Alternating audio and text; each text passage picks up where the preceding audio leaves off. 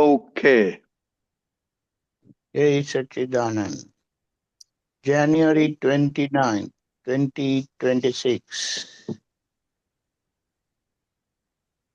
BB છોકરા એ તો આપણા આશ્રયે આવેલા છે. બીબી છોકરા એ તો આપણા આશ્રયે આવેલા છે. જે આપણા આશ્રયે આવેલું હોય તેને દુઃખ કેમ કરીને દેવાય? જે આપણા આશ્રયે આવેલું હોય તેને દુઃખ કેમ કરીને દેવાય? અહમ ન દુભાઈ સ્યાદવાદ વાણી વર્તન મનન. એટલે આને પોઝિટિવ અહંકાર કેવો હોય તો પોઝિટિવ અહંકાર કહો, પોઝિટિવિટી કેવી હોય તો પોઝિટિવિટી કહો. પણ એનો મતલબ શું થાય કે આશ્રય એટલે તમારા અંડર પ્રોટેક્શનમાં છે. જે તમારા પ્રોટેક્શનમાં હોય એમને તમારાથી દુઃખ કેવી રીતે અપાય? એટલે પ્રોટેક્ટ કરવાનું હોય, રક્ષણ કરવાનું હોય. એટલે અહીંયા જે લોકોને પોતાની મરજીએ ચલાવવાની જે આખી એક અંદર ઈચ્છા ભાવના જે કેવું હોય તે જે કટેવ પડેલી હોય એટલે એ કોઈને કોઈ રીતે પોતાની રીતે કરાવીને રહે. અને કરાવીને દેવામાં નુકસાન શું છે કે આપણા થકી સામાન્ય દુઃખ થઈ જાય છે.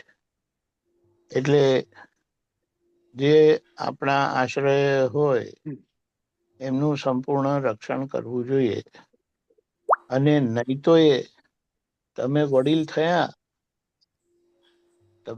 થયા એટલે કુદરતી રીતે તમે બધાના રક્ષક થઈ જ ગયા. બીજા બધા તમારે આશ્રય થઈ જ ગયા. પેલા માને ન માને આખી વાત જુદી છે. એટલે અહીંયા આપણા થકી કોઈને કિંચિત માત્ર પણ દુઃખ થાય અને આપણે સુખી રહીએ એ બને નહીં. કારણ કે આપણો મુખ્ય હેતુ અને જીવ માત્રનો જીવન હેતુ શું છે? એ સુખી થવાનું. એ સુખી થવા માટે ખાય છે, સુખી થવા માટે ઊંઘે છે. સુખી દુઃખ અડે નહીં એટલે ભય સંજ્ઞાથી પોતે સતર્ક રહી, જાગ્રત રહી કે ભય સંજ્ઞા એમને દુઃખથી બચાવે છે. એટલે આપણે આ ખાલી વિચાર પણ કરીએ ને તો એટલા બધા કોડ પડે આપણને. અને ખરેખર જ્ઞાન મળ્યા પછી એને શાસ્ત્રીય ભાષામાં કહો કે આધ્યાત્મિક ભાષામાં કહો એને ભાષ્ય કહે છે. ભાષ્ય એટલે જે સૂત્ર હોય, શ્લોક હોય એનું તમારે વિશ્લેષણ કરવાનું. કોઈ એક સૂત્રનું વિશ્લેષણ કરવા જાય તો એનો એક લાઈનમાં જવાબ આપીને મૂકી દે.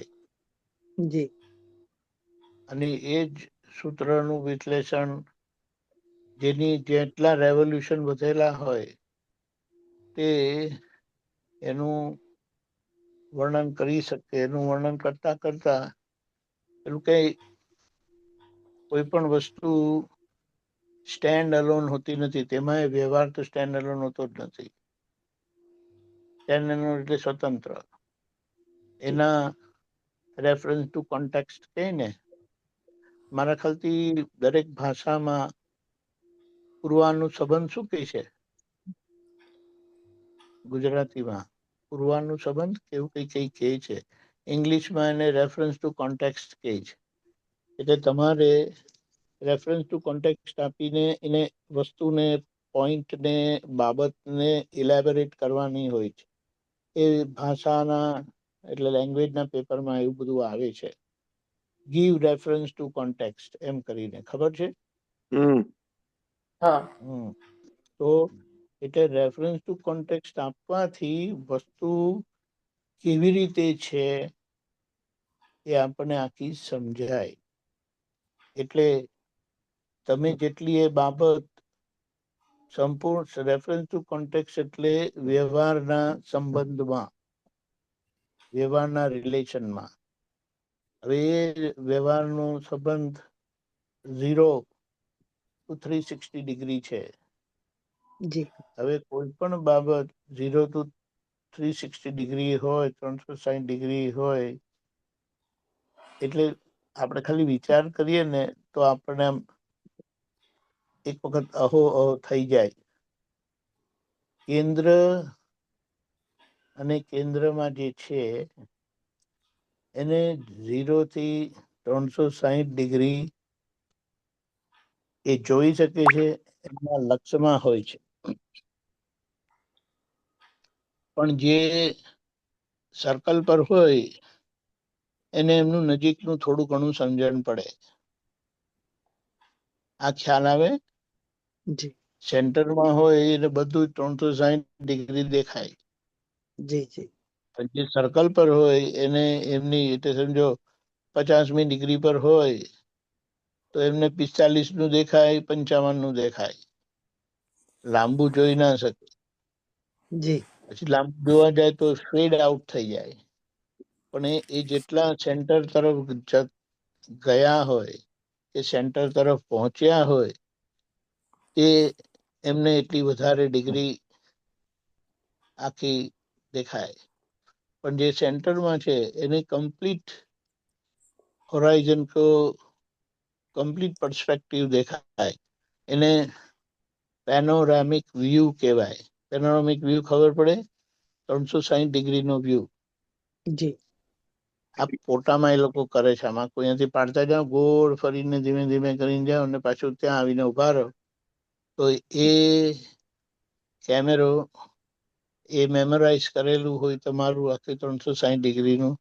અને 360 ડિગ્રી એટલે સર્કલ છે તમે ફ્લેટ એમાં બતાડે.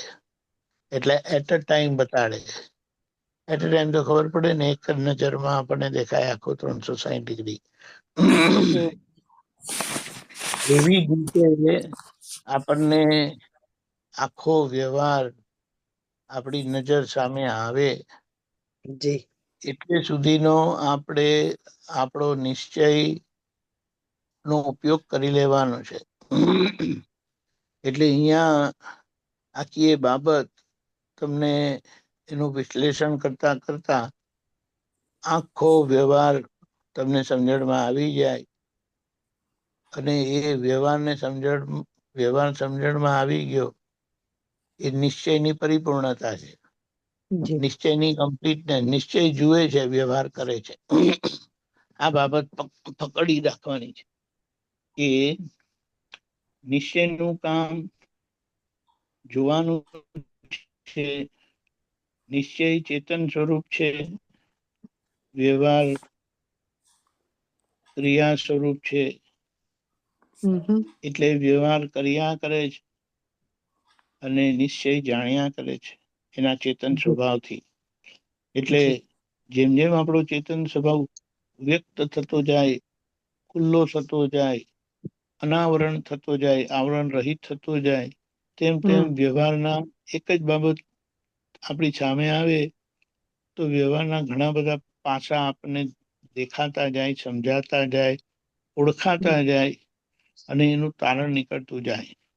જી હવે બોલો આપણે એ વ્યવહાર જ છે. વ્યવહાર એવો નથી કે પોતાને આવરણમાં લાવે, અને નિશ્ચય એવો નથી કે એને કોઈ આવરણ આવે એમ છે. જી પણ પોતે જ પોતાના વ્યવહારથી બંધાઈ ગયેલા હોય પોતાના અભિપ્રાયથી. આ સારા છે, આ ખરાબ છે. યા એટલે ખરાબ અભિપ્રાય વાળા આવે તો એમને પોતે સરખું જોઈ નહીં શકે. અને સારા અભિપ્રાય વાળા આવે એને જોઈને પોતે સમાધાન મેળવી શકતા નથી, કારણ કે જી આખું જોઈ નહીં ને. અભિપ્રાય એટલે અભિપ્રાયો છે આપણું બંધન કરીને કીધું, એટલે એવી રીતે એટલે આપણે ખાલી આપણાથી કોઈને દુઃખ થયું તો આ જ્ઞાન એટલે નિશ્ચયનું ચેતન પ્રકાશ એવો છે કે વ્યવહારના પહેલા પગથિયામાં એ વ્યવહારનું છેલ્લું પગથિયું તમને દેખાડે, હમ. બરાબર. એટલે કે જોઈ લે. નિશ્ચય એની જોવાની શક્તિથી એટલે સમજવાની શક્તિથી અને જાણવાની શક્તિથી, ચેતન શક્તિથી પહેલા વ્યવહારના પહેલા શું કહેવાય પગથિયા છેલ્લું પગથિયું જોઈ લે છે. તમને દીપકજી એક દેખાઈ જાય. એક્ઝામ્પલ આપો ને વ્યવહારનું. તમારા છોકરાએ આજે જૂઠું બોલ્યો તો હમ. તમને કાલે ખબર પડે કે આ જ્ઞાન તમને શું કહે ચેતન, કે આજે જૂઠું બોલ્યો છે ને જો એને કશું કીધું નથી ને તો કાલે એ મોટું જૂઠું બોલશે અને શું કરશે એ કશું કહેવાય નહીં. એટલે જે નાનો દોષ હોય એ તમને ક્યાં લઈ જશે એ ચેતન શક્તિ તમને દેખાડે છે. જાણે તમે જે દિશામાં જતા હોય, તમે પગલું ભર્યું તો એ દિશાનું છેલ્લું સ્ટેશન તમને ચેતન દેખાડી દે છે. એટલે એટલી ચેતનની ઉદારતા છે, ચેતનની વિશાળતા છે. ને વ્યવહાર એની જગ્યાએ કેવો છે કે એ વ્યક્ત કરી દે છે. એની જેવી સ્થિતિ છે તે વ્યક્ત કરી દે છે, અને એને વ્યક્ત કરેલું નિશ્ચય એને જેમ છે તેમ જોઈ લે છે. અને એટલું આજનું નહીં, હમણાંનું નહીં, એ આગળનું પણ એમને દેખાઈ જાય છે. એટલે આગળનું પણ એ જોઈ લે છે. એટલે આ રીતે આપણે આખી આપણી ચેતન શક્તિ સ્વરૂપે આખી એ વિકાસ થતા થતા આખો વ્યવહાર કેવો છે એ તમને જણાઈ જાય.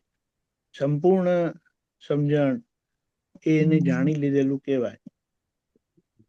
એટલે અહીંયા મુદ્દો એ છે કે આપણે સુખી થવાની ઈચ્છા છે, અને કેવું સુખ, તો જે સુખ આવ્યા પછી જાય નહીં.